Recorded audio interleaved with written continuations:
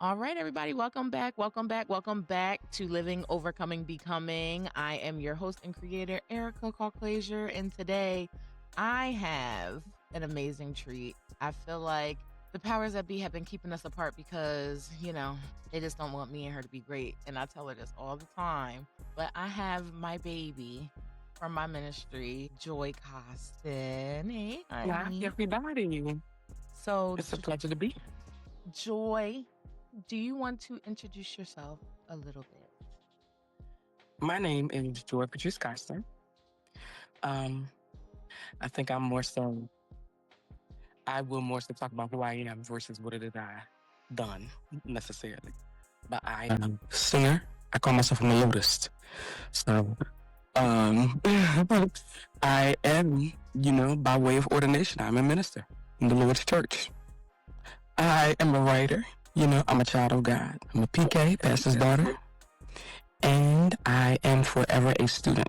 I'm forever a learner. But I do thank God for the position that He's put me in to be able to also be a teacher and educate, especially concerning the Word of God and just life's journey. So I appreciate the opportunity. Only what you do for Christ will last. So I appreciate the opportunity. Listen, do you hear how lovely her voice sounds?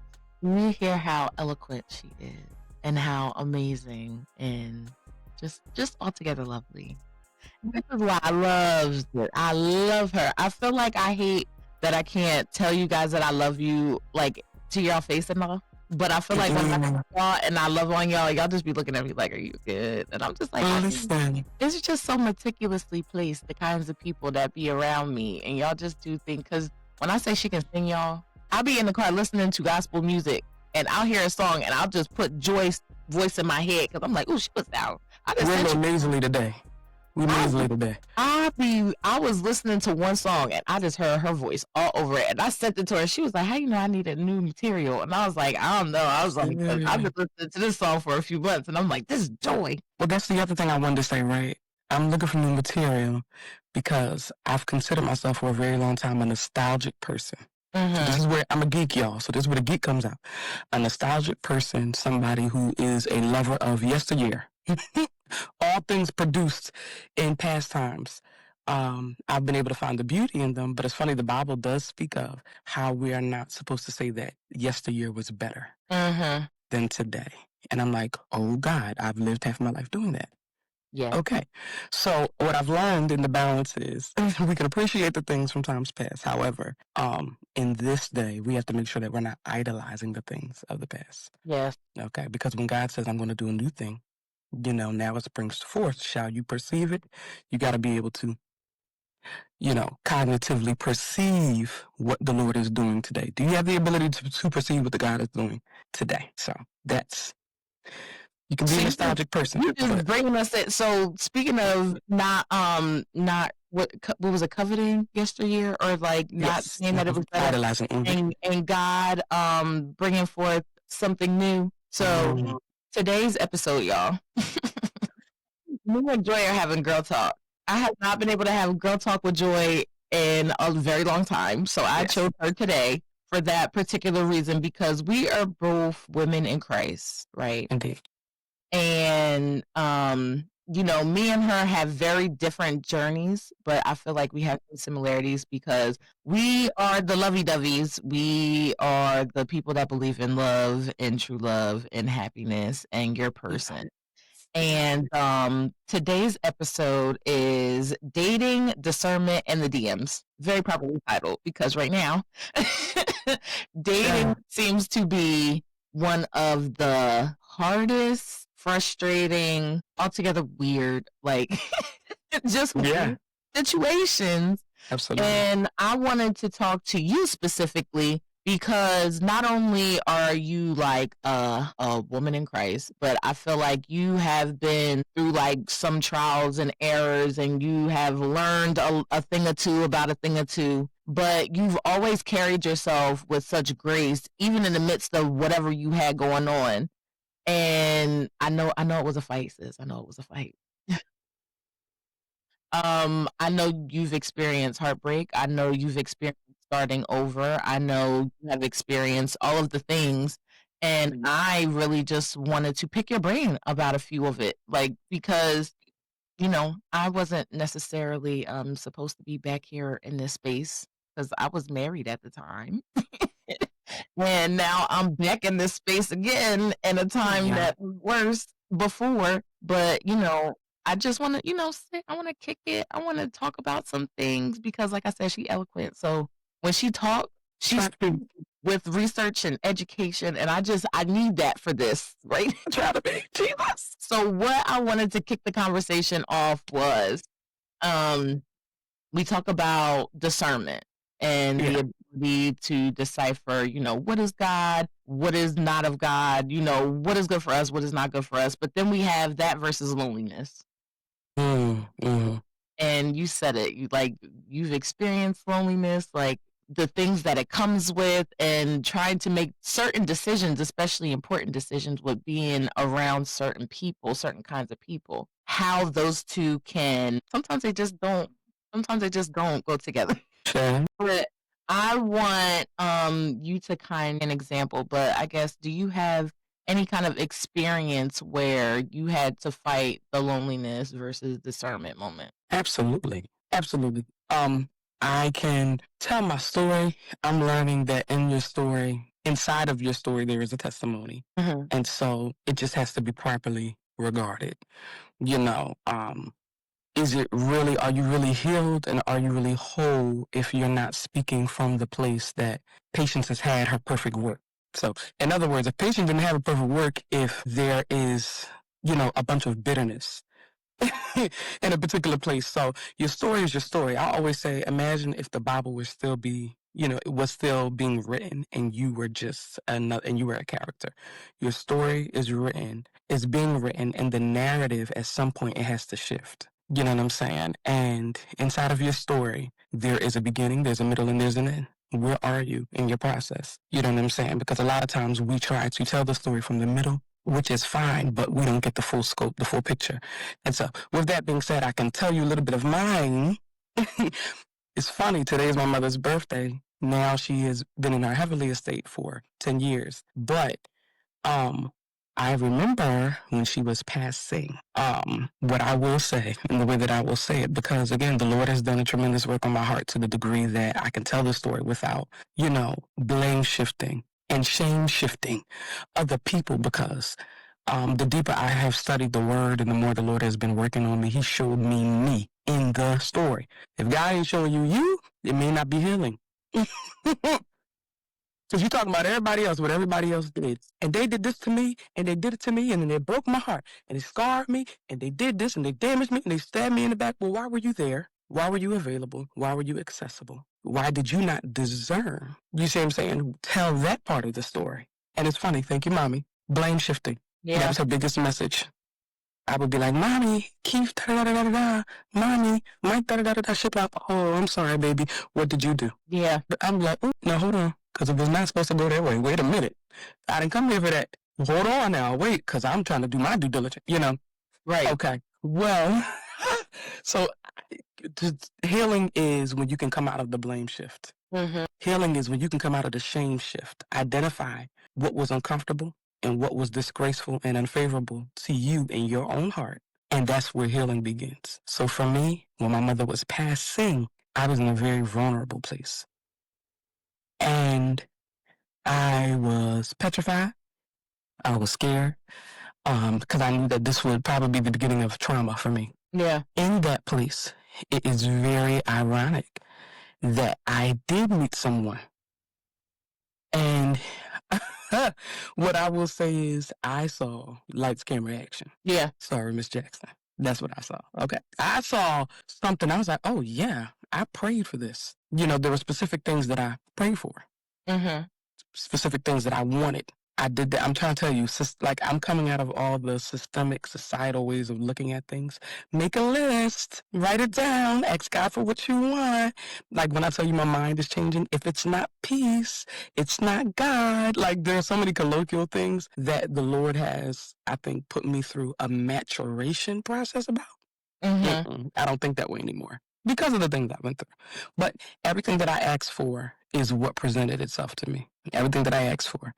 I asked for a particular kind of stature. I asked for a particular kind of look, something that would exhibit itself in a way that would entertain me. If y'all want to know the real deal, I'm a singer. I said, he gotta sing. Yeah. He gotta sing. If he don't sing, that ain't my thing. I was just like, no. I'll tell y'all what messed me up in my mind. Jazz from Drew Hill. That darn jazz from Drew Hill was possible. Yep. Now, mind you, I'm like 8. Tell me. Like, that did something to my head. I was like, right. I want that. I was like, I want that. The jailer verse of the world. I said, I want that. He was stuttering. He was just, like I was young when this seed of fascination became what it became. I was like, Ruben stuttered. I'm sorry for 2004. Like something happened. I was like, I want that. You know what I'm saying? And I grew up thinking that is what was going to be, because the Bible says, he'll give you the desires of your heart. And so I was like, well, that's what I desire. I want it. Long story, short. And, fast forward a little bit. It's a quote that says, you got what you wanted. You didn't want what you got. And that was me. That was exactly what, manifested. I did not. That is not. I thought I wanted what I thought I wanted. I thought that was it. I thought that this is what, was going to be like my dream, and I have learned the difference between infatuation and what is love. I have learned the difference between obsession. I have learned, what needs to come out of us. Always look inward when things aren't happening the way that you think it should, or when it doesn't turn out the way you think it should. One of the things that keeps us in cycles is when we think that it is somebody else. Somebody else did this to me, or they always hurt me. Yeah. This always happens to me. I'm always getting hurt. Ain't no, oh Lord, wait a minute. As saved as I am, I thought about a quote. I'm like, wait, I can't say that. Niggas ain't that. Oops, sorry. I said the word, But like, it's not always that. What is inside of you that is attractive to the thing that is toxic? Why is toxicity attracted to you? Is there something that is contaminated within you that it can be located by someone else from the outside?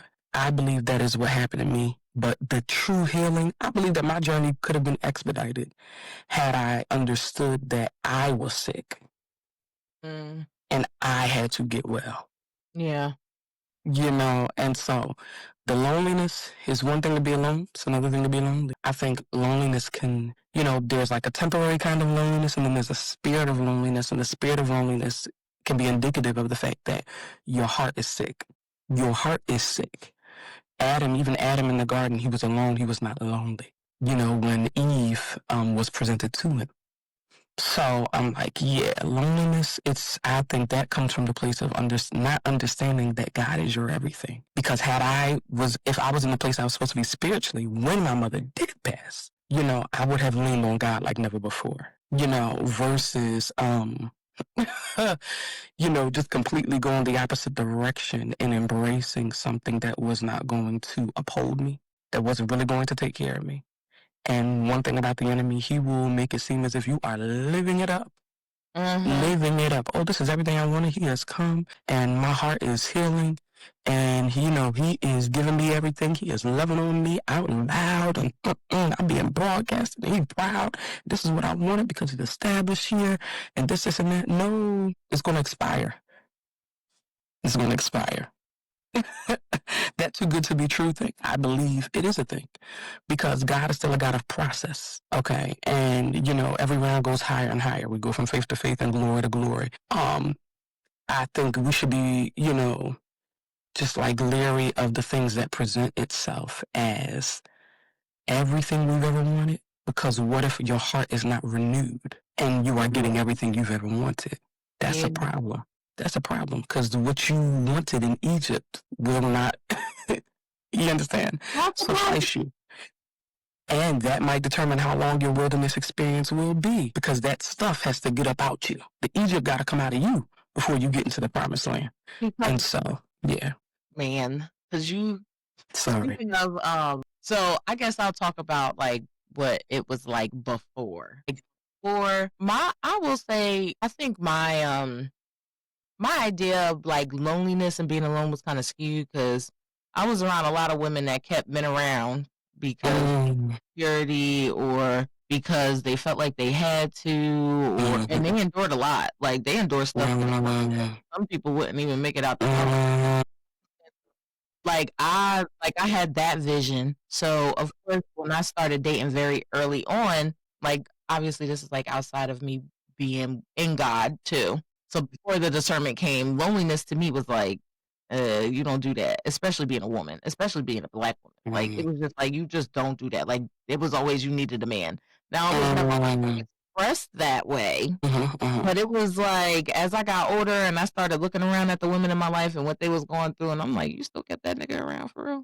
I'm like, so in my head I thought that's what I had to do. Now I'm like, I ain't doing that. But then I was like, all right, so you gotta endure, you gotta do what you gotta do, you gotta.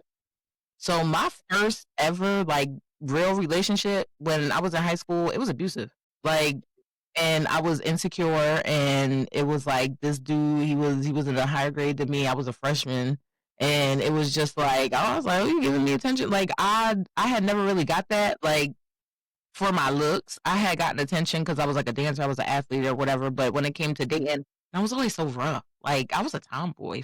Like I was the athlete. My daddy raised me to be a boy, low key. Like so it was just like when I came out dating, it was different. And then at first it was just controlling. And then over time it kind of became like physically abusive.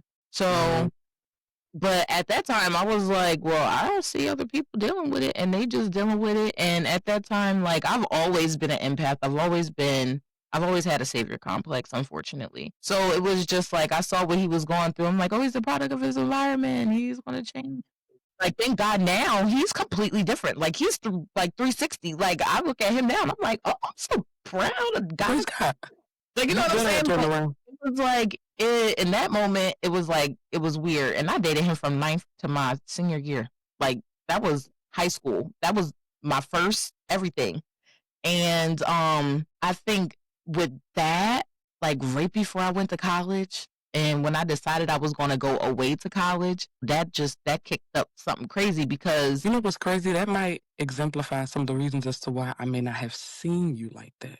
Because there was a time when, like when, my mother had love for the Ville, heavy. Coatesville, the Ville. But when we kind of joined forces, I saw everyone but you initially. But if it wasn't like I wasn't, I don't think it wasn't that I wasn't around. I wasn't doing church functions. Because I think when my mom and them started to join in at Norristown, I was also in college. And I'm not gonna lie. We all know that living overcoming becoming is a place where we talk about real stories, real healing, out loud, on purpose. We know all these things, so I ain't gonna lie to y'all. When I was in college, I was a demon for real. I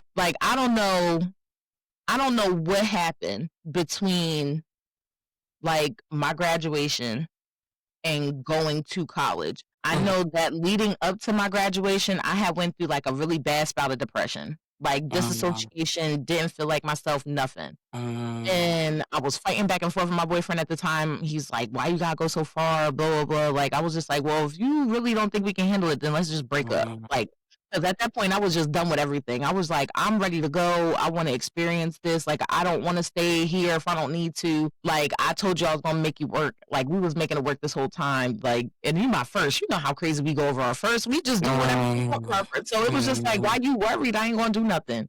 But I think once I had clipped that tie, by the time I got down south, I reimagined.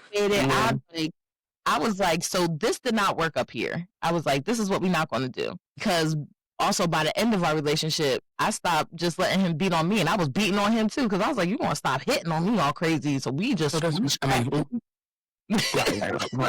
at one point, it was like, all right, you're not trying to change. So I'm about to beat you up back. Because The last thing that we gonna do is like we out here scrapping in the streets. And then so I had got angry. I had got like real mad. But then I was still battling that lonely feeling. And I was like, I've never been alone at this point. Like in my real dating life, like I had always had a boyfriend. So now when I'm going into a new situation and I'm somewhere nobody knows me and like I basically reinvented myself. Now it wasn't the best reinvention. But I kind of leaned into that pop culture and I was like, oh, so if we out here being ratchet, I'm gonna be ratchet too. Because like y'all having fun. So it went from I'm not gonna be lonely to I'm out here tagging and bagging. Like I'm just I see when I like you, what's up? Yeah. Like and then I got aggressive too. And I was like, girl, what happened? I was like, we used to be sweet and cute. I'm being aggressive out here and I'm just like, and my friends is hyping me up. Like they ain't never seen me before. Yeah. But it was like I started really falling into like this weird hole where it was just like, I met some people. There were some people that I kept around for a while. There were some people that I rotated out, and there were some people I circled back to. Like it was just like one of those things where I was like, you can't be alone, but I'm not going to go back to what I was dealing with because then I had trust issues. Yeah. Then I was like, are you going to start beating on me too? Or are you going to tell me you love me, but then you're going to hurt me? So it was like I was either leaving them before they left me, or I was cheating on them before they cheated on me, or I was doing this weird thing, but I was never alone though. And then that became like toxic. That became really bad. And when you were sitting here talking about praying for what you wanted, I wasn't praying. I was searching and seeking for one particular kind of. I wanted them hood, and those are the only ones, like the ones that's in the streets. I'm trying to be in the streets with you, and then I started in the hood that sell anything for profit. Listen, like, and that's what I got. And I got what came with that. Like, so when you talk about wanting a certain thing and having to deal with what it comes with, so I'm saying all of this to kind of build up like where we're going because that's my preference. I like them rough, but so let's talk about that then. Let's talk about don't say nothing to them crazy because then they're gonna pop up. I like that social like butterfly. Unfortunately, people say I like men that are like my dad because my dad is like very social, outgoing, like he's flashy, but he's not a street dude. Like you know what I'm saying? Funny. I want to say in the same way, my father, who was not that, but the stature of him was big and tall. Hello, somebody. Jazz from Jewel, Gerald Levert. Ruben Stutter. I thought that my guy had to be 300 plus. You wanted the big dude. You wanted the big dude. I don't know what in the teddy bear was going on with my life, but I thought that is what I was supposed to have. Not realizing that no, my mind was associating, and there's another story that just clicked in my mind. My first boyfriend actually was that. He was big guy and he sang. The first boyfriend I had. He was a big guy. He sang. He was semi-flashy, you know what I'm saying, with the way he had. And I realized, like, I can connect the dots now. Like, wait a minute, that was a thing. There's some patterns. Where the patterns are, most times, is what you want to be able to dissect, and you have to have the discernment. But if you're going to have discernment, understand that you have to discern what's going on in the inside of you. Yeah. Because, honest to God, I can connect the dots. I see the patterns. What you ought to ask yourself is, wait a minute, is this a familiar spirit? If we want to go deep, let's go. That's where we are. Is it a familiar spirit? Is there a particular reason as to why I only like this? Is there a particular reason as to why I'm only attracted to this? And I made a self-rule in my mind. That's a cognitive distortion now. You made a rule. You made a rule that you believe you must abide. Those are actually blockages to what it is God may have for you. Yeah. The rules that you make. You made a rule for yourself. You don't even know why you are abiding to certain regulations. It's because you made a subliminal rule, an unspoken rule, that it must be this, it must be that. Some of these lists we got to look at again. Some of these lists we have to discern. Is this healthy? Is this healthy? Is this healthy? What place did that come from? What's the origin? When did that begin? Well, what's inside of there? If I open this up and dissect it, why do I like that? Did it begin with a story? Did it begin with trauma? Was I hurt? Is there a reason why? Am I attracted to something that continues to hurt me? If that is the case, we got to go back. We got to re-examine some things because we may be the issue. We may be the issue. One of the things I think I'm tired, I was attracted to a persona as well. Yeah. The big boy, well, it wasn't just a big boy. You can't come in like a clump. Right. And just be a clump. To me, you had to come in with this confidence that I thought was confidence. And in fact, it was arrogance. So that means now, Joy, you're attracted to arrogance. Something you gotta watch your heart. You think it's confidence, it's arrogance. It was a stature, a demeanor, and it was. Then you know what comes with that? Love their love with themselves. I'm not gonna go out of my way for you. No, I'm not gonna press my way to get to you. You can call me multiple times a day. If I decide to call you back, I will. Yeah. Then I was dealing with that. You understand? So I'm just like, phew. So I really, when I tell you, I don't know what happened to my mind. Have I always been a geek to an extent? But there was, after a relationship that I've gotten out of, interestingly enough, it was closer to 2023 when I got out of that relationship. I went on an 11-month journey. The guy said, and no disrespect to him because I, again, can find the beauty in the evolution of me. Yeah. What has attributed to me becoming this person is the things that God allowed me to go through that have now cultivated me in my mind, my mindset. But, he didn't tell me happy birthday. He told me happy birthday the day after my birthday. And he said that he called me and I got an iPhone and it was very much so updated. I did not see a missed call. I didn't turn off my phone. Okay. So basically it was like after that little situation happened, didn't call me on my birthday, called me the next day, said he called me on the birthday dinner. I wasn't sweating it, whatever the case may be. But let me tell you what I did do. 6 days went by without contact. I said, I am not reaching out. I'm not going to reach out. He didn't either. Okay. I told myself on the 7th day, come on completion. I said, if he does not contact me, it's over. It's over. On the 6th day, I went, and I do got to do this. And God bless Jamie Karen Lima, who wrote this book. Worthy. I went to the bookstore. I went to the bookstore on the 6th day and I read this book, Worthy by Jamie Kern Lima. Let me tell you something. It told me the difference between self-esteem and self-worth. It showed me,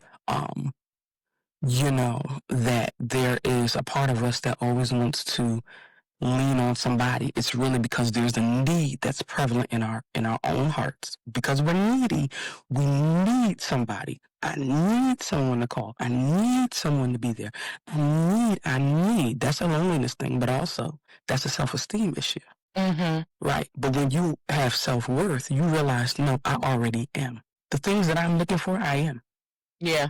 The things that I'm looking for is already contained within me. I got it already. It's got to be activated. It's there. What am I searching for in somebody else that I cannot find here?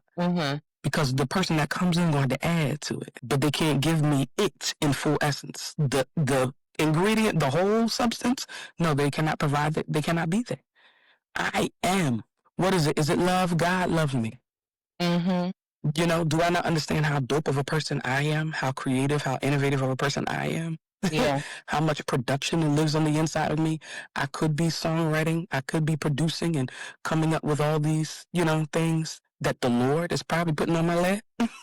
And then whoever else sees that worth, again, because a lot of people are leaning on materialism and things to make them better. Self-esteem. But self-worth, I already am. I am already worthy. I am already, just what I need to be. You know what I'm saying? I am already that thing that I'm looking for in somebody else. And then that's where your discernment kicks in. That's where the discernment kicks in. That's the loneliness versus discernment. Like, yeah, I'm alone, but my discernment tells me that everything that I think I need is already here. And it's not just here inside of me, it's here with God too.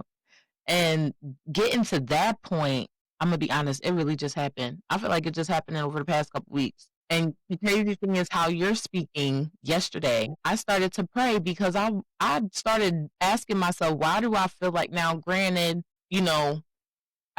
I like when I came back home from college in 2017, I very quickly met my now ex-husband. and I met him at a job that I had just picked up overnight.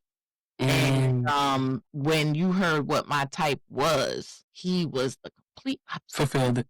Like he was nothing. He was nothing like what no. He was older. I mean, even though I was dating older, Dan is 13 years older than me. And he don't look it. He's 13 years older than me. So he was older, and he was just the nice guy at the time. Like he was nice, and he was pressing me. Like he was just pressing me. So that was also different because I was used to being the aggressor. I was used to approaching or being approached lightly, but then or having to chase in.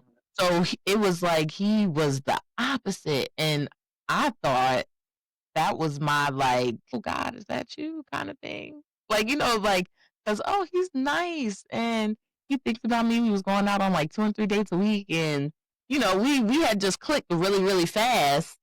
And I was thinking in my head, I was like, he's not my type, but I can make him my type. It was build a man for me because I done switched his wardrobe.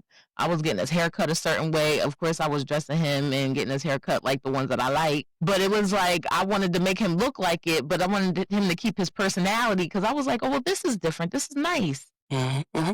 This is cool. And then we had built like a bond, but I think now over time it was a trauma bond, honestly. Ooh. And I think with my discernment now, when I look back at it, I'm like, yeah, there's a lot of red flag. Like I was defending this man against everybody. Everybody was like, girl, you don't need to be with him. And and then when we said we were getting married 8 months in, everybody was like, girl, you need to chill out. But I was like, no, I'm trying to be a wife and a mom. Y'all mind y'all business. Like I'll figure it out because what I used to deal with, it ain't nothing like that, so I can handle this, so I'll be fine. That thing changed. That thing changed.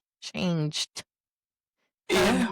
Life happened, and unfortunately, when you date somebody and you're with somebody, you don't learn who they are until trouble hits, until struggle hits, until the. And I think it's so many things that I think that we have as a culture come to believe and think is normal because of what we've been raised on and what society, may say, and the things that we've normalized. Because, for instance, there are certain colloquialisms that are said, or it's caused us to believe certain things. We absorb it, basically. We've absorbed what society has told us and showed us by way of Disney movies, you know what I mean? Things of that nature. There are things that make us believe that something is what it is. I'm gonna tell you, that Frozen messed me up though. Frozen, that was kind of real. That was a little bit of real.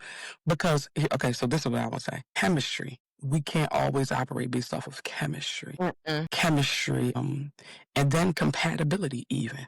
When you consider the Bible days and how we can overcomplicate things, because when you truly read the Bible, this is what I'm learning. You can't compare your journey to others. Right. You can't, because Abraham's story wasn't the same as Moses' story. It was not the same as Noah's story. Noah's story was not Elijah, you know what I mean, or whoever. Nobody has the same. And I was what I'm saying? That can be your relationship, but that's not going to be mine. Yeah. But it ain't going to be me.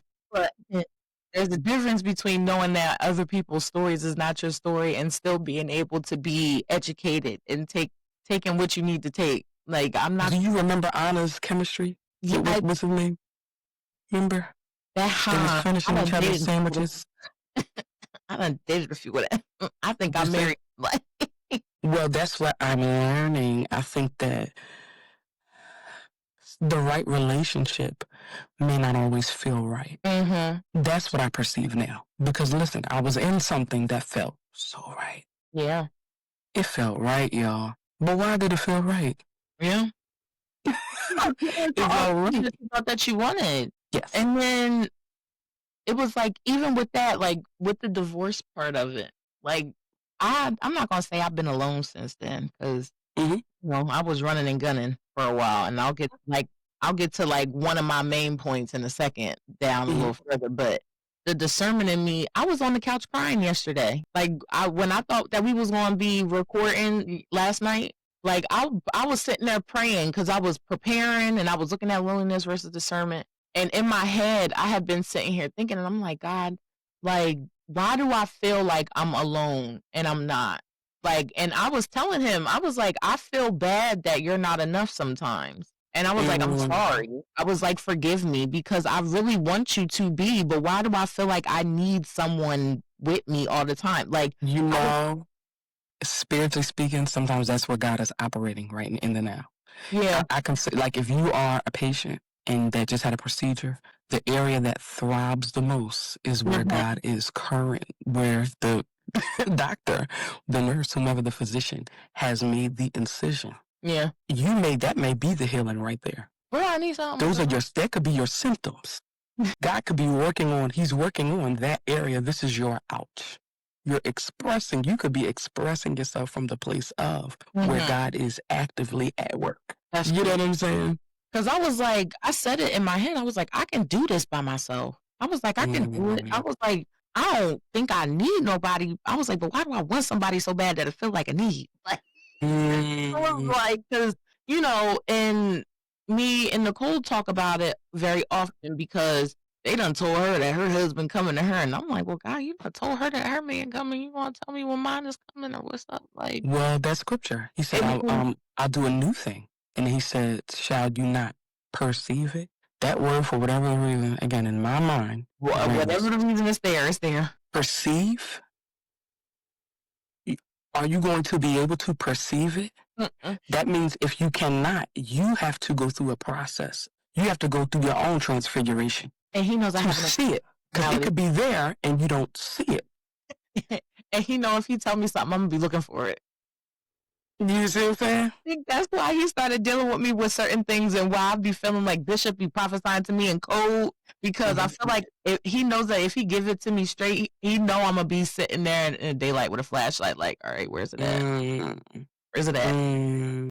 Because then it'll deter me from my journey. So like now in this moment, like I'm actively trying to put myself out there, because they say that he's not going to send your mail, express mail through Amazon. No, he's going to break in your house. I doubt it. He's not going to do that. But in a way he does, because we have online dating. So I be sitting scrolling. I'm on Hinge. Come on, let's be real about it. I'm on, like, I don't do Tinder. I don't know why. Like back in the day, Tinder was my thing, but that was for them quick hookups and stuff. So now, like getting into our next part, it's like our boundaries and our standards. Like we done been through a thing or two and experienced a person or two, and now we're just like, all right, like now that I know that this is not one good for me, and it's like it might be a good thing, but it's not a God thing. Like, how do I set myself up now to make better decisions? Like, I really just want to make a better decision, and I think everything starts with education. Everything starts with knowledge.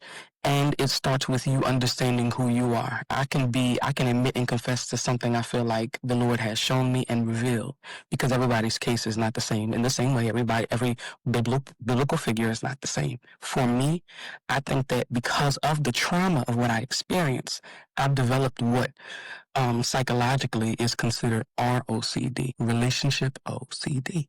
That comes from RA, relationship anxiety. It wasn't just anxiety for me. It started as relationship anxiety. It branched out and spilled over and bled into other areas of life. But relationship anxiety from a religious standpoint, you've been told your husband is coming, your husband is coming, your husband's coming. Somebody presents themselves, and then they, fumble you. And then you also live, or you've grown up in a prophetic atmosphere and culture. That ain't the one. Who you're with is not the one. Get out of that relationship. I'm like, you know what? I ain't finna talk to nobody. That's what it did. But understand who you are and get the education. For me, after that last relationship, 2023, I literally educated myself. In 6 months, I don't know why, but I read 16 books. 16 books in 6 months. My brain is exploding now. Like, you understand? Because I learned me. One of the things you have to learn is you. In learning me, I've learned ROCD. There is actually a part of my mind that can now, in a very catastrophic sense, pinpoint the negative qualities in people. Yeah. I had to know that. I had to know that. Because what if, the person, your person, you are just not perceptively aware, you know what I'm saying, of the fact that they contain something you need, not want. You need. you're not even going to be the same person in 2 years. You're going to change, but your needs may not.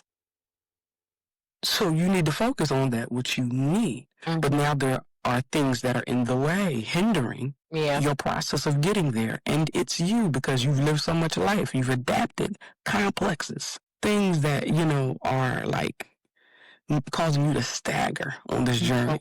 And for me, it was literally the ability. I would get into stuff. Look, good stuff, and God stuff. Yeah. And I would be like, he not the one. He not the one. He not the one. And he not the one. This is what I've learned. God's will is not a tightrope. I feel like we've been misinformed. We've been misinformed. And I think the older age, wait on the Lord. The one. If the one, because of his free will, does not make the right decisions, then what happens to the two? We're not educated on that stuff, or we're not embracing the education. We've been misinformed. God's will is not a tightrope. Do this. He has to look like this. He got to be like this. It has to seem like this. Present itself like this. And if he does not have this, he's not the one. That's how I grew up, from the fear base of it. So I excommunicated a lot. Yeah. On my journey. Why? Because they wasn't the one. They weren't. I had to be re-educated. And I think I tried to get out of that mindset of thinking too, because I'm like, maybe everybody ain't the one. Everybody is not the one. Everybody is not the one. And then because I have like a certain type too, I was like, okay, now that we're getting back into this, and like you said, I had to do like a lot of work. And I feel like since, I want to say earlier this year, I've actually had no one. Like, it's just been me. And it's been for the first time in a while. I kind of took a step back from a situation that I was in. And I was just like, well, God, I just want to heal now. Like, I just want you to make me feel better about that I'm making, or help me understand. And it was like, the closer I got to God, the more I started learning who I was. And then I started learning why I was attracted to the certain men that I was attracted to, and what the benefits were, but also. So I was like, okay, so I think I want this. Like you said, we had to go back, and what you thought was confidence was arrogance. Like, I had to go back and I said, okay, if I like this, what is it that I like about that? But what's the negative to it? So I know between the two. Looking at, okay, so what are the fruits of the Spirit? So what do they need to exhibit? What is a man of God supposed to do? But it was like, and then how am I supposed to decipher between the wannabes and the actualies? Right. And it became weird now in my dating world, because I'm very transparent on all of my profiles. I'm like, I love God. Don't come around here playing with me. Don't be disrespectful. Like, this is what I like. This is what I don't like. This is what I want to exhibit. This is what I bring, though. Like, I'm not just about to sit here and tell y'all need to be coming because I come with this. I can do this. Like, and we doing it. I say I'm a podcaster. I'm a Christian podcaster. I say that I'm a small business. I say all of the things. Do they read? Probably not. Or do they read and they still try me? Yes, they do. Because now when I sit here and I say, yes, I am celibate. How about that? I might have got it in before, but now I ain't trying to. I don't do my vision no more. Yeah. I don't want that to be a thing. I want to get to know you first. Yes, I'm celibate and I'm serious. And then it's like, I'm not coming to your crib. Like, what I'm saying? Nah, we ain't Netflix and chilling, because I know where that take me. I ain't watching Netflix Facts. every 5 minutes. Facts. Especially if you find I ain't doing that. So it's like, I'm not trying to put myself in certain situations, and I'm putting it out there and put my standard. Like, yes, we can go Dutch on the first date, but I do expect at some point for you to start planning something, and I'll plan something. We can go back. Like, I'm setting my standards. Like, I want you to at least go to church with me once, because I need eyes on you, because whatever I'll go to church with you, but you need to believe in God. Like, these are my yeah. This is what I want. You're not going to compromise my relationship with God right now, because so I'm setting these standards. And that is the sifting. That is the separation, that process of it. That process itself will separate who belongs and who does not. That will. You know what I'm saying? Because what I say is wicked out here. Right, I will right. literally start a whole conversation, and then I'll have a penis pic in my phone in 5 minutes. And I'm like, did you not read what I said? Like, was you not even there? Like, you obviously wasn't there. Well, to the boundaries and to the standard. I believe that that is something that should be inevitably, undeniably known immediately. You know, this is my standard is what I stand on. You know, the boundary is the line of protection for not just me, for you too. Yeah. You know what I'm saying? And so I think that's something that should be initially understood. Yeah. You know, this is who I am. You know, perfection, I think when it comes to people, it will never be a thing. And perfectionism is a cognitive distortion. Once again, to think that there will be someone on this planet that will not falter is not the right belief system to have. Right. Because what you're going to do is you are going to create for yourself a world of anxiety that could very well become depression because now you think you're alone. You're alone. Can't get somebody. You know what I mean? Ain't nobody for me. This affect. No, your mind needed to be renewed. Yeah. Your mind needs to be transformed. And you can't get better if you don't understand where you're sick. You can't. And the change of it all too. So like being renewed, being a new creature, finding these new boundaries, finding out who I am, like getting to learn the new me, all of these things. Like I said before, like after I got divorced, I went into my spin the block era because I was like, I felt like dating, and even still, dating is intimidating to me. And it was one thing when I was kind of like young and dumb because then certain things didn't matter. It was like I'll figure it out the hard way. But now it's like one, I'm trying to avoid getting into certain situations. Two, I have a daughter.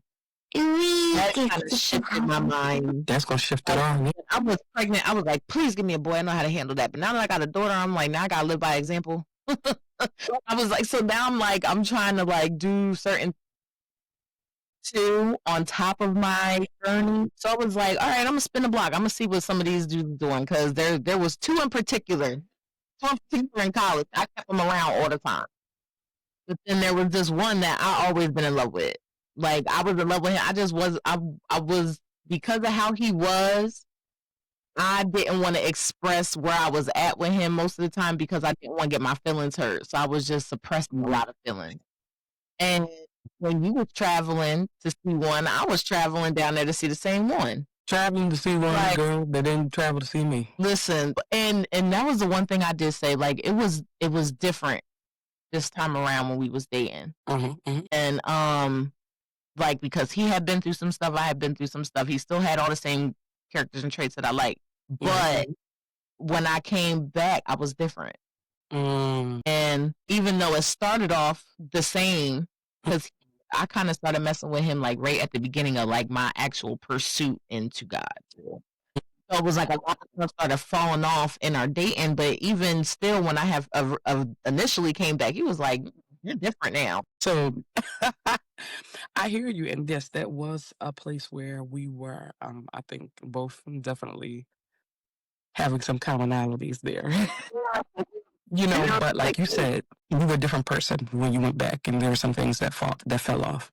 My mind has grown so much, and it has grown by way of the unlearning.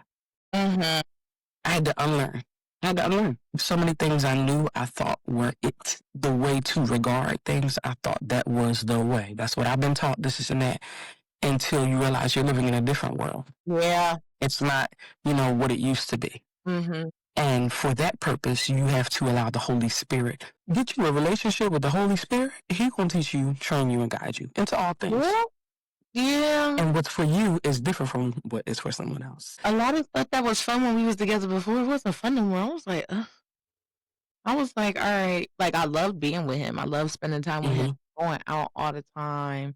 And like just being in certain environments, and it was just like a whole bunch of things that started to change. And then it was like he started to see it, and then we had gotten to the point where he was like, nah, he was like, I want to be with you for real this time. Like I want we was planning on moving in together. Me and Tootie was moving down there. Like I was looking for a job, and everything kind of happened, and then all of a sudden he disappeared. like just disappeared for 7 whole days. We should have been playing this day.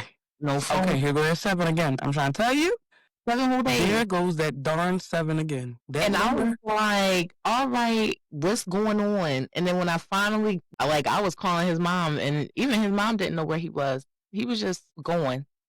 And when I finally had gotten a hold of him, I was like, one, you playing with me, because even though I'm in this Jesus thing, it was taking everything in me not to drive down there and bust every window out of his crib, his house, like his car. Like I was about to pull up, because I'm not shy to drive either.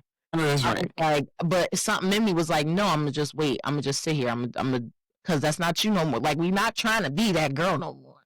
We're not trying to do that. So I had to ask him. I was like, so what's up? Like, why are you playing with me? Especially knowing after you know where I've been and what I'm trying to overcome. And like, I was like, because I done gave you plenty of outs. I done looked at him plenty of times and was like, bro, this is what I'm doing now. Like, I'm not trying to. Or when we're really sitting down having them conversations, I'm like, I want you to be happy. I want you to get everything that you want, because the love I have for you, I want you to be happy. Not with me, I accept that. And I keep giving you these outs, and you still in here playing with me. Like, you know what I'm saying? And then he really admitted it. He was like, Erica, he was like, I feel like I'm going to mess up where you're trying to go. Why didn't you just tell me that? Like, why you lead me on? So it was like, after that, I started drawing back. Can I say something? That's imperative right there. We can reverse that. He said, I feel like I would mess up where you're trying to go. The person for you, because again, I rarely believe in the one anymore. I'm telling you, something happened to my mind. But the person God, is presenting to you, you said he's trying to mess up no, he said, I feel like I would mess up where you're trying to go. The person then has to have the will for where you're trying to go. The will for where you are trying to go. Now, I think where we mess up is he's got to be there.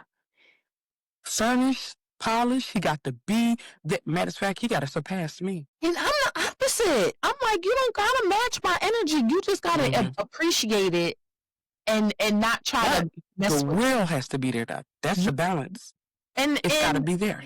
I think when he said it, I was like, okay, that's fine. I was like, I just recently had a conversation with him too, like last week, because even though we kind of cut it off at a certain point, because I think it was exactly that. Like, it was just like, this is what I'm looking for and what I want. I can't give you what you want all the way. Like, we just agreed to disagree that we wasn't supposed to be together. But he kind of closed it off to like, well, I just say it's not right now, but it's not like it can never happen, because in his head, he just know that one day he gonna wake up and be a changed man. And I'm just like, well, that's cool, but you ain't. If you don't know me down now, I was like, you ain't really, doing nothing. You just asking me 1,000,001 questions. Like, it's not that he didn't believe in God, but he don't really like. He's not like you. So it came down to, we agreed to disagree. He respected me. I was going too much. And I wanted to honor what I was doing and where I was going. So it just kind of stopped. But we still talk to each other. And we still have that love for each other. So it was like, it's weird in a sense. But even when we had that breakdown conversation just last week, he was just like, Erica, he was like, you're different. He was like, you've always been different. He was like, even though you was like in the streets and stuff and you was doing all that stuff, he was like, you've always been different. And he was just saying, like, you have like an anointing on you. And he was like, to be honest, it got intimidating. And I was like, I'm like, I can't win for losing. I'm intimidating outside of God. I'm intimidating inside of God. I was like, the only difference is I can't act on my fleshly one right now. And it's just like, what do you mean? So it's just like, when you get into that, like, I don't know if you've had experiences with it, but my anointing it averts people. We feel that it is indicative of the season. Yeah. We got to pay attention to the seasons we're in. You know what I mean? Because that could very well just be, just like the preliminary announcement of what it may be appearing. You know what I mean? What is getting ready to come or happen to you, or how you got to be in the right place, in the right space mentally. To make a decision, because the season, what do you observe when it's fall? What happens? You know what I'm saying? Like what the leaves come, like, you know what I mean? There are indicative things that take place in certain seasons. If we're not aware, we won't be prepared. Mm-hmm. We won't be prepared. Yeah. I think with me, I think there's an anointing that does a little bit of both, you know, but one of the things I think, um, really, really entails what is the season. Yeah. It's the season by far. You know what I'm saying? It's like sometimes it's just predicated on our readiness. Every book that I read programmed something in my mind. It made me ready to deal with. It made me ready. You know what I'm saying? I'm like, Lord, wow, I thank you. You know what I'm saying? Like, I read a book called Master Your Emotions. It said, if you don't give it meaning, it won't matter. Yeah, that's If true. if you give it matter, then it has meaning. But if you cause it not to matter, then it won't have meaning. Basically saying like we make things significant. You know what I mean, in our minds, even the things that like hold us back from relationship. What is it? You know what I'm saying? Like what it, and I think sometimes we do, you know, we be like, oh Lord, well maybe something in the spirit realm is just shifting and something's going on, and just maybe psychologically. Yeah. Do we have, you know, the ability to be aware, the ability to aware, Joy, you're more eloquent than that. Do you have the awareness? Do you have the awareness to recognize what might even be in front of your face? Mm. And can you separate what we would call demonic and spiritual, you know what I'm saying, from someone who is being perfected? The Lord will perfect the things that concern you. You know what I'm saying? So there might be something that shows up in raw form that you may need to have a hand in its cultivation. You know what I'm saying? But we have to allow God to be the one that does the work. You see what I'm saying? Yeah. But Dr. Miles Monroe said that when he shows up, he said a lot of times when we're getting messed up is it comes in a raw form. You can't make gold silver. You cannot make silver gold. But both of those things have to go through the fire in order to be refined. You have to hold the silver in the hottest part of the fire for it to be purified. And then in the furnace of affliction. And you literally have to hold it in there for as long as it's needed, and you can't hold it in there too long because then you'll damage it. Then take it out. You have to I forget where I heard that, but it was saying that it was like you got to be put in the fire so you can be purified, so you can be refined. And then it was just like, you know, I done been in. It's just been the fire, Joy. It'd be that fire part, and it's just like God, I'll be looking up like, am I done yet? Can I come out now? Like, that's why sometimes I think, even though like we are clay, you know, and we are supposed to go into the fire and, you know, be refined, I think that it's wild because we have to willingly go. Yeah. Sometimes we don't willingly go. So we fight, you know what I mean, the process. And in the last relationship for me, I was fighting the mess out of that process. I was trying to hold on, you know, and things were, you know, being torn apart. Really, one of the things that I could have recognition and understanding when something is getting ready to dissipate, if their will, if that will is diminishing, what can you do? Because again, even the quote unquote, the woman, again, psychology calls it MODO, myth of the one. Myth of the one? Myth. That's a thing. The myth of the one. Yeah, girl, don't even play with it. And one of the things that have been programmed in us, in, I hate to say it, religion, in the things that we watch, in Disney movies, in Lifetime, whatever the case, is the myth of the one. And the fantasy that surrounds it. It creates our OCD. Your anxiety can create an obsessive compulsive disorder because you are looking at the one. I'm about to put it in my Amazon cart right now. I ain't even playing. Well, this is the one. Look, that's relationship OCD. With everything, you want to chew the meat and spit the bone because we do have faith. You know what I'm saying? Faith is faith. I can't make this up. There's some things that are irrefutable though, especially in certain situations. Yes. Like, because even though I'm a believer and I know, like, you know, I know the things that I know, there's still a thing to psychology. Like, God made our brains. Like, it coincides with science.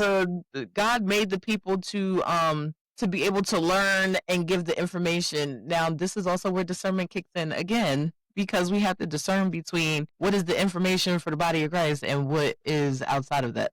Like, Well, let me read this highlight. This is crazy. No relationship specialist, anxiety expert, pastor, psychic, or prophet could decide for you if you have chosen correctly. people be wanting them to do that, though. They think they genie fortune tellers. I'm trying to tell you, there's a way we can go about it. You know what I'm saying? But it is up to us to cultivate rather than find the ideal partner. Yeah. You know what I'm saying? And so, because we're looking for that perfect match. Yeah, it's like some of that you really got to sift through. You do, because we've been taught that, again, which is another distortion. It's black or white. No, it's black and white when it comes to serving God. Your decision is.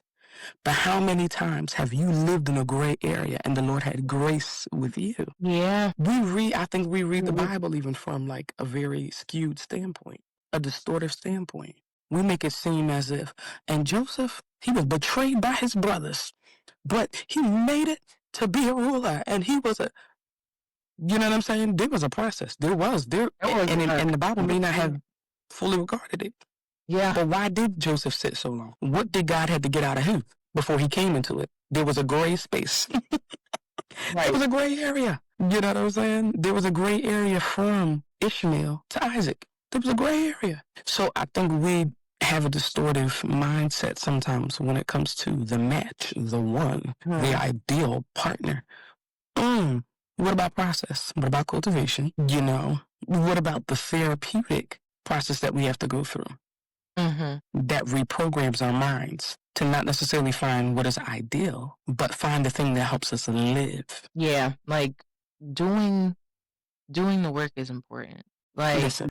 and I feel like that was like the whole theme of like season 1 for me, where it was like, this is y'all watching me do the work. This is y'all watching me do the process. And that's ultimately what this whole podcast series is about. Like, the first season is, this is me coming back. This is me telling you how I really feel. This is what we really do when we say yes, how everything be coming, what my mind looks like, all of that. But now that I've gotten through that piece, now this is walking it out in real life. Like, this is me taking my faith and my journey and going back outside and being like, okay, how am I maneuvering now differently than what I did before?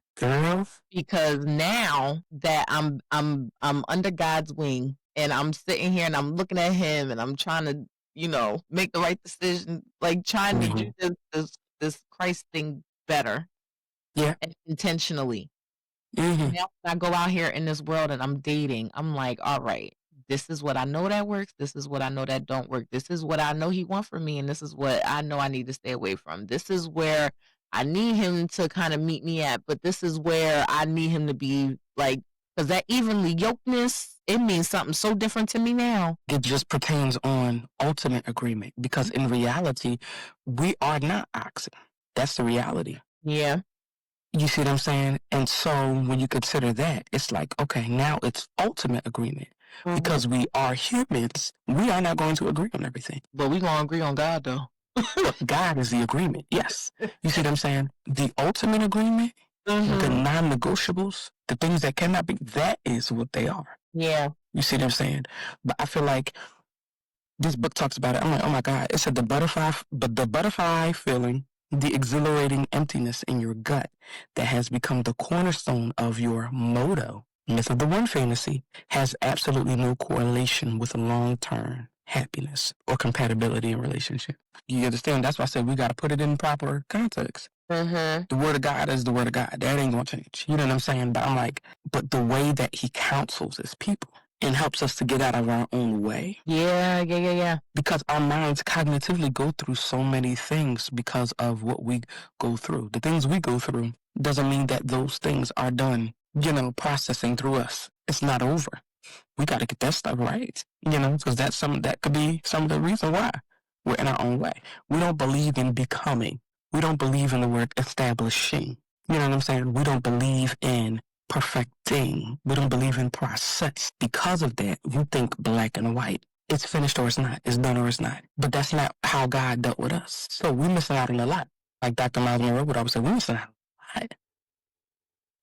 because we don't understand cultivation. Yeah. And so you gotta get the right ground. You want to get the ground that can be penetrated. There's some ground that you can't, Mm-hmm. but there is ground that you can. Yeah. You see what I'm saying? And so it's like, make sure you get the right ground, but understand what cultivate the ground. Because harvest don't come overnight. It does not. You know, so that's my tidbit, because I think it's just a lot for everyone, you know, individually to overcome. Yeah. It's a false sense of reality to think that the one now is going to present to you Marvin Gaye every day. You know, that ain't the way. That's not the reality of it, you know. So, because to this, marriage ultimately is ministry. It is. You know what I'm saying? And so we just have to make sure we're doing our own part. And that's why I took that so hard, because I was like, I know what I gotta do. But I think you would enjoy this. I think you. I told you, I'm putting it in my. Yeah. Because one thing, it was like, not just the dating, but like my divorce did a lot to me mentally. Mm. And I knew I had to heal from it. Like, I knew I had to do the work from it. So now I think, because I've been getting rid of a lot of feelings and, like, you know, writing my devotional, there was a lot of things that God forced me to have to bring back up or address to be able to help somebody. Like, you know, so Yeah. it's like, even that whole process, it has been difficult. And I was so angry. I was like, I could have chose anybody, and I picked you, and then you dog me, and you turn on me in the middle of it all. And the main thing was, like, the reason why I feel like I put that I love God out there so much first is because before we got married, I wasn't going to church. And then all of a sudden I changed and I started, and then I got real heavy into it. Then y'all started seeing me every week, and then I started getting involved.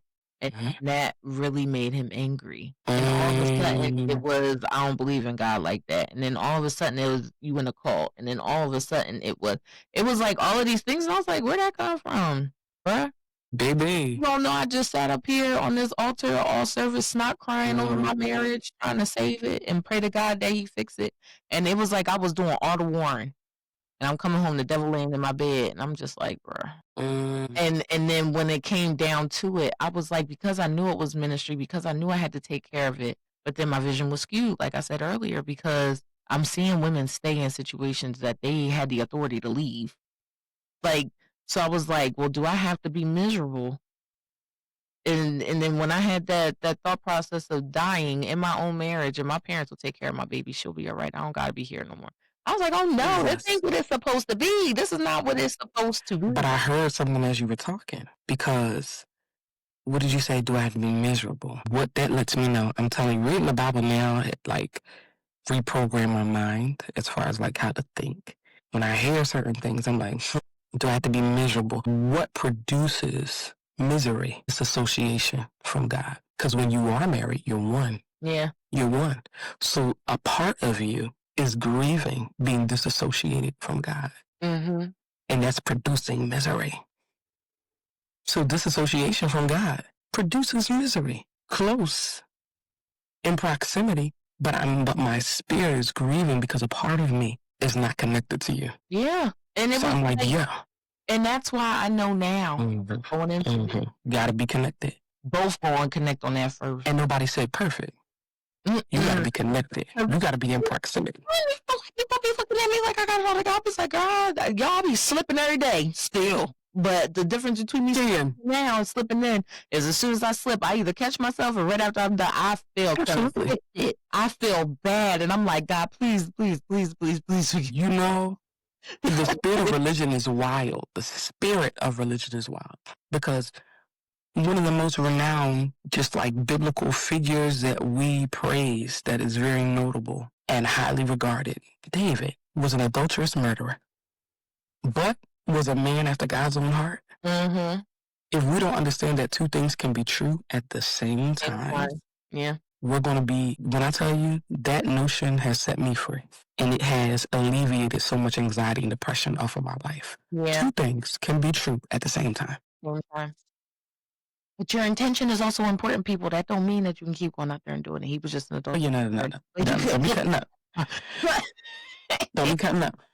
Don't be cutting up. Like, but every boundary must, every boundary must be, all the standards must be kept and abided by. I think that there are a community and a majority of women, though, that are like, where is my husband? Yeah. Where is my husband? And I think that throughout the ages, not so much that we've just been misinformed. I think there's been some gatekeeping. There has been. As far as the truth being regarded. The truth may have not that they lied. It's been omitted. It's been withheld. There's something missing. The gray part of your story. Now I feel like I'm preaching. There's something missing. The gray part of the story. It's just been black and white, huh? Mm-hmm. It was a jump. No. It wasn't. You know what I'm saying? But I think that's what's messing up the community. That's what it is. Where's my husband? Where's my husband? Where's my husband? Well, one of them approached you. You just did not. You were looking at him from a catastrophic mindset. Yeah. You saw a red flag in your own mind. You perceptively saw something that was red. It wasn't that. God's hand was on him and was currently shaping and molding him into what he was supposed to be. Now, that's where the discernment comes into play.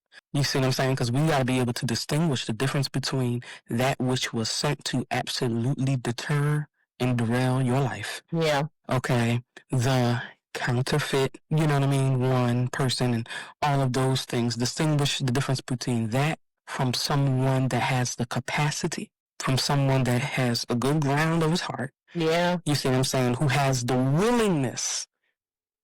Because we are all, okay, now, here we go, living. We are all becoming. We are all overcoming. Mm-hmm. Can you distinguish that in somebody? Can you recognize that in someone else? I think I just feel that that's what messes a lot of us up.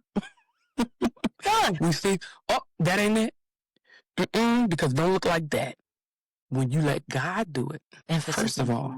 Emphasis on God, because we are not saviors, people. I tried it. I tried doing his job. It don't work. I tried the savior complex. It don't work. Yes, it doesn't work. It does not work. The savior complex doesn't work. Mission don't work, y'all. I'm just saying, it just don't. Because we take on the responsibility when it doesn't have to be it's not a responsibility thing as far as us being in the line of command, where we are in the driving seat. No. When you consider what a wife is, however, when you consider what the help me is, however, you see what I'm saying? And the cultivation that goes into that, you can't make the substance. You know what I'm saying? Like, there's some things we just cannot make. I was going to say, you can't make bread. Yes, you can. Yeah.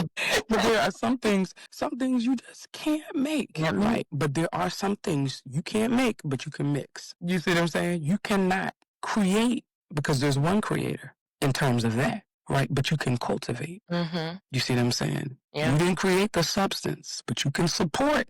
You know what I mean? But it has to be under and submitted to the leadership of the Holy Spirit. Yeah. So, because we don't even go, Lord, how do you want me to handle this? Because again, so we had my parents that were happily married. It was their 30th anniversary the day after she passed. They would have celebrated it. Happily married. Yeah. One thing in all of what I call perfection, one thing I did not see were the trials. I didn't see it. I didn't see the tribulations. Yeah. I didn't see it. Doesn't mean it wasn't there. I didn't see it. But there was a grayscale. There was okay, we're living, but who are we becoming? Yeah. That's process. That's process. It's indicative of process. So I'm just saying that's one of the things I think that messed me up greatly. Again, if they don't have, I felt like, you said a demon, I felt like, hopefully nobody of that nature ever listens to this podcast, but I feel like I dated one. But listen, okay. I feel like I dated a demon child. When you said, what are you attracting? Oh, because I was one, and we was just having a good old. And then now, it's just like, now that I'm not that no more, and then I'm trying to date people who still have it. Now I'm just like, and then you know what? It starts with the heart. Yeah, and then I used to get tempted, so I used to fall right back into it in the beginning. But now I'm just like, it doesn't serve me anymore. Like, it just doesn't feel good. Like, I feel like I'm not happy. Like, I'm always trying to get out of something. So now I'm just like, okay, now I finally accepted that I'm Yeah. changed, that I'm Yeah. becoming something new. Because Yeah. before I was fighting it, I was like, why can't Yeah. you let me be me and then I just love you too? Like, but that's not how that works. So Mm, it's like now I'm not really I'm not into settling. I know that's right. I'm not going to settle. I'm not going to compromise. I Mm, am not going to look at something through rose-colored lenses like, "Oh, mm, yeah, like, you still struggling with this, but I this, think mm-hmm, the potential, and I mm-hmm, know God can work it out." God can work it out, but it's also, are you mm, my assignment or are you like, because now I have to pay attention and I have to be careful because now that I have resigned from my savior complex and mm, I know to give it to God and I know that I need to pray on it instead of doing the work unless he tells me to. Like now that I'm trying mm, to move in that direction, now I have to be careful that I don't fall in love with an assignment because mm, and if you tell me a good story and you look good on top of it, and you might be kicking in and stuff, I need to. Now it's like now I need to start reading them books because now I'm like now that I done got rid of stuff, now I need to fortify it and replace it with stuff that makes me smarter, but also open. Like I don't mm-hmm. want to be scared. I'm like Yes. a little paranoid, and Yeah, yeah, yeah, like God, you need to let me know quick. Do yeah, yeah. I need to X this one out? Half of them don't even make it on my DMs. And Like there you go. I have not been on a date yet. Like, like I ain't been on a date yet. Um, Talking to a bunch of people, and then I be deleting them. Like they don't even make it. Like so, I'm that's just what I wanted to say earlier too. We gotta fall in love with the singleness, man. I'm gonna tell you this: like singleness is something I know how to do. And to be honest, when I was single, ooh, in my singleness, in the moments of my life that I was single, in the moments I've experienced the singleness of my life, I Mhm. enjoyed it so much. Yeah. It was just so, I invited God into every single day. You know what I mean? It was so much writing, it was so much growing, it was so much evolving. You know what I'm saying? Understanding God. Everything I read, I'm like, oh Lord, I'm looking at you different. Lord, I didn't know that about you. You know what I'm saying? And there's some of the things that stand in our way is just the knowledge we are not obtaining. It's the knowledge. We have the keys and it's all around us. You know what I'm saying? We're not cracking it open. Sometimes we have to embrace boring. That's another thing. Some things that are boring, it's really, we have to be reconditioned. Like reading sometimes it's boring. It can be. You know what I'm saying? Working out sometimes can be boring. You know, it hurts. But it's producing something, you know. All I do And is so work, take care of my kid, go to church, come home, go to sleep. Like yeah, but like when you start to fall in love with that journey, like because again we talked about the loneliness. The aloneness is one thing. mm-hmm. You can be inevitably alone. The loneliness can be cured.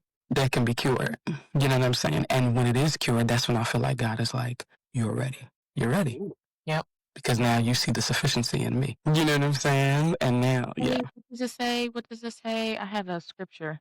37:4. Delight in the Lord, and He will give Mm, you the desires of your heart. So, that mm, me and him kicking it, like I might have my little, but see, this is where we get into what we got into last season was you need to focus on the relationship aspect of God and not the yes. religion that they created around him because the relationship will tell you what's right, what's wrong, what you need to focus on, what you need to work on, like Mm-hmm. how you like the relationship is the foundation. Yes. So now that I know that I'm in there, me and him, we clicked up real bad, and I might be stumbling, but I ain't, Yeah. I ain't dying no more. I know that. So it's just like now that I know that as long as I keep pressing into him, he gonna be blessing me back. Because in the process, he's showing you you. Yeah, In the process of you learning him, you're learning you. growing, and I'm learning, and like, Mm-hmm. oh, this is this, and oh, this is why this is happening. So it's just like even in this whole dating bit, I'm just like, they might not make it out my DMs, God, but we good. Like I'm good with you. Like I might, like I said, I was on that couch crying because I was like, God, sometimes I'm mad at myself because you're not enough. And then I was like, alone, and if you Mm. calling me to be just with you and be a mom and that's it, then I was like, prepare my heart for that because you also have to prepare yourself for that too because you might not be called to be Mm, a couple. mm. But because you have the inherent desire, Mm-hmm. that normally is the indication that you are called to be a wife. There are some people, it's like when the Lord made you, there's certain things He put in there. I'm gonna put this desire. I'm gonna Yeah. put this in there. I'm gonna put that. He put that in there for a purpose. You know what I mean? So that most likely means, oh no, there's someone. There's, you know what I mean? This is who you are. You know what I mean? You have those qualities within you. A wife. You know, now you're being cultivated into that. You see what I'm saying? But that cultivation would probably come first. You know what I'm saying? Especially because of how, severe it is and pertinent as to like your life now. You're a mother, you know what I mean? You've been through what you've been through. The Lord is knowledgeable. You know what I'm saying? He has that in mind. So yeah, I think that definitely. I think when the desire is there, because there's some people that are like, nope, I'll just be single for the rest of my life. They're like, yep, we're good. And I'm talking about not in a way that's like, ain't no good man, I'm gonna be single. No, they're like content for the rest of their life. Yeah. Like their desire is to be single. Like God grant this desire for me. Mm-hmm. One of them, she like, I don't even want. She's like, God, you don't even gotta send that man that you get. I'm fine by myself. I'm fine with this. I'm looking at her. I'm like, girl, Listen here. She's so mad. She's so upset. I feel like if you talk to her, Joy, I feel like you would just crack up because she's just like, I just don't know why I need that. I'm fine, and she's one of those ones. Like I've probably met 2 other women in my life that were content with being single. They literally just be chilling, and I was like, hey. That's why I was praying. I was like, God, if that's going to be me, just give me the umph to be like, all right, be cool. But you know what? Because of the day we're living in and because of what the days will become, the Lord will always, Him being Alpha and Omega, He sees the things that will be. So He will put something in place and in play that is absolutely necessary for where you're going that we don't see. So that's why, you know what I mean? Also, I feel like He won't give you, you know what I'm saying, what you didn't even realize you need. And you want to know what the danger of the internet? I didn't know that what I like came in and prophet and minister and because when I found out Bishop's story, I was like, they coming y'all too? Like, and then my man, I do not covet. I don't covet another woman's husband. I really don't. But I say, God, if you want to shape and form one that is and was and became just like Pastor Pam, I'm with it. You know what? But you know what? When you talk to some of these pastors, though, like we do see the final product. Yeah. We see what they have become, what they are fashioned, what they've been polished into, how they have been refurbished. There's no transparency. The grayscale. Hello. Yeah. The grayscale. So are you neglecting what is now in the becoming? Yeah. Because I know my bishop, and he's your bishop too. And I can't tell it like he can tell it. But he got a story. He got a story. What we see is what... Like, really, you? What we see today had to be developed and cultivated into that. Yeah. And that's you understand? That's why I love our leaders so much. I tell them all the time. I was like, because if I didn't have y'all, I wouldn't have the guts to do this. I've never been to a church where testimony actually meant transparency and letting everybody know where you came from and where you at. Listen, we overcome. So now I got leaders that overcame stuff that I'm fighting right now. Leaders that know what I'm dealing with and done had experience with it and know how to talk to people. That is just like I appreciate. But it's crazy. Remember what I was saying, like about the beginning, the middle, and the end of your story. You know what I mean? Depending on what part of the story we're reading. I'll say the chapters, the beginning, middle, and the end of the chapter. We overcome by the blood of the Lamb. Yeah. And the word of our testimony. Can you recognize where the test, was prevalent in your life that has now become, your story? Yeah. Because a lot of times that's what's messing us up. We're not hearing them. And when we hear them, we don't hear the vulnerability. We do not hear the transparency. We do not hear the ugly. So because we don't hear the ugly, we can't associate with it. We cannot reason with it. We don't see ourselves in that, even though we were. You went through the same exact thing that I went through. You just didn't tell me. So I pushed something to the side and you married it.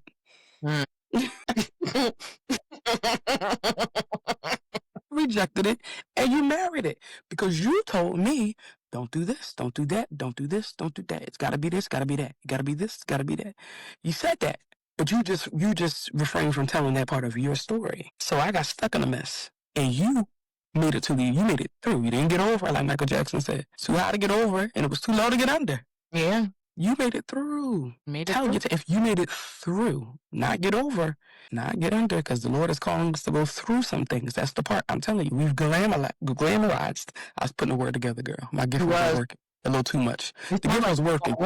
The gift was overworking. Okay, but we've glamorized some things because your testimony is what the Lord brought you through. Yes, what He brought you over. Okay, but we can't bypass the process. Mm-hmm. That's the part of the story that makes the bulk of it, the process. Well, my joyful. Yes, we had a lot of fun. It's crazy because every time I see your name pop up, I say count it all joy. And I feel like you had said, when you fall into diverse temptations, knowing this, that the trying of your faith produces patience. That is like, that's actually your name in my phone, is count it all joy. I'm not even gonna lie to you, because I didn't want to decipher between you and Joy Miller, between J-Y and J-Y. I was like, nah, she count it all joy. Because at one point, that's all you said for a minute. And I was like, that's what she is then. I was like, bet. But, and I feel like I am that emoji. That's me. That emoji that's like. But the crazy thing is, I can't wait to actually like be around you to see all the stuff in the facets. I'm like, I need to see. But before we end this episode, yes, we had a lot of fun. Do you have any final encouragements, takeaways, final words to say to our fellow single comeback kids? Definitely. What I would say to the one that is single right now is you should recognize that this part of your journey is intentional. That you are here for a purpose. Get everything you need out of it. Fall in love with the journey. Fall in love with God. The more you learn about God, the more you're going to learn about yourself. The more you learn about yourself, the more you heal, the more you grow, the more you advance in life. You discover so much, on your journey of falling in love with God. You fall in love with yourself. I think that is one of the biggest things that you need to be in any relationship, is you have to love you first. You got to love your neighbor as yourself. So there are some things that we have to learn when it comes to even just appreciating who God has made us first. Secondly, I would say, in you getting to know you, be informed. Therapy, I'm an advocate. I believe God. I believe God. It shall be done even as it says. Sorry, y'all. However, read. Once you find out and you learn of some of the things that are in you and the things that are broken and the areas that you must heal, read. Educate yourself. Do your homework on you. When you can properly assess what is going on in your heart, it's time to examine it and it's time to heal. Because sometimes we don't know if those are the things that are actually standing in our way. So we could be standing in our own way and not even know it and realize it. So find out who you are. And then lastly, be encouraged. Where you are now, you will not always be. We have to believe God. But in believing God and in loving God, we understand that God is the prize of life, not a man. So a man is not going to even gift us all it is that we want and desire. If that is our mindset, we will be highly disappointed. Because your man will make a horrible God. He cannot uphold you. He cannot sustain your life. He wasn't the life giver, so he cannot sustain it. So chase and run after God always. And if there is someone that is on this journey, that their heart also beats for God, and they look over and they see that you are also running to God, then I think that would be the perfect time to consider, those particular options of what it is to be in a relationship. So be encouraged on your single journey. God loves you right where you are. Just make sure you love you as well. And the only thing I'm going to add to that, even though it don't need no addition, all I'm going to say is don't settle for the temporary attention when God is preparing you for eternal alignment. And your standards protect your destiny. That's all. Yes, they do. Stop. The Bible is the Bible, y'all. Listen, stand on it. The biblical principles are the things that unlock doors. They will also close doors. So you cannot get around biblical principle. What God said in His Word is absolutely true. And that is the way that we gauge and navigate through life. Yep. That's it. So stand on the Word. Stand on the Word. The Bible. That's it. The Word. Indeed. What it is. And Joy, I love you. I love you. I appreciate you. And I want to thank all of my lovers that are still on the line. Thank you for listening to us. Thank you for tapping in. Again, this is the podcast where we are healing out loud on purpose. We want you to tune in next week because it's about to get real, because y'all know I'm bringing in my best friend, and I'm bringing in one of the loves that I love so much from my old job. And we are talking about how our fruit be fighting for its life. Oh my God. It's a conversation, y'all. Lord, have mercy. Time. Continue to stay prayed up. Continue to keep seeking God. Please reach out to me if you need any prayer, encouragement. You can reach me on all my social media platforms. You can email me at livingovercomingbecoming@gmail.com. And the community center is open, guys. The community center is open. Head to our website, look up what we're doing next, who's on next, what the episodes are. We're going to have some events coming soon. And of course, stay tuned for the drop of my devotional that comes the Christmas. I love you guys. Hey. Have a good day.